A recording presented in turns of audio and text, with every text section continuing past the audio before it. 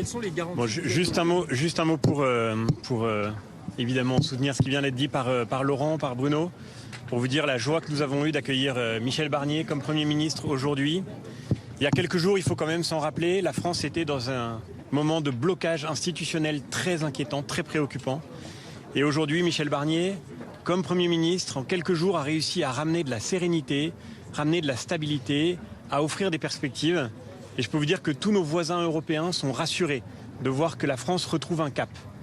Ce cap, il implique un changement par rapport à la politique menée au cours des dernières années sur les sujets que les Français sont très nombreux à attendre de voir traités enfin pour répondre à la crise profonde que le pays traverse. Bien sûr, la situation parlementaire est complexe, mais avec les parlementaires des Républicains, à l'Assemblée nationale, au Sénat, avec notre délégation au Parlement européen, nous savons que nous pouvons aujourd'hui répondre aux aspirations qui sont très majoritaires dans le pays. Et quel qu'ait été le vote des Français, que nous respectons, comme l'a dit le Premier ministre, avec beaucoup d'humilité, nous voulons nous engager pour faire en sorte que sur les questions de sécurité, sur les questions d'immigration, sur le fait que le travail, comme Laurent l'a souvent rappelé, doit payer, sur le rétablissement, cher Bruno, des comptes publics, sur tous ces sujets-là, sur la reconstruction de l'école, il faut que nous puissions apporter aujourd'hui les réponses que le pays attend. Je suis convaincu, nous sommes convaincus,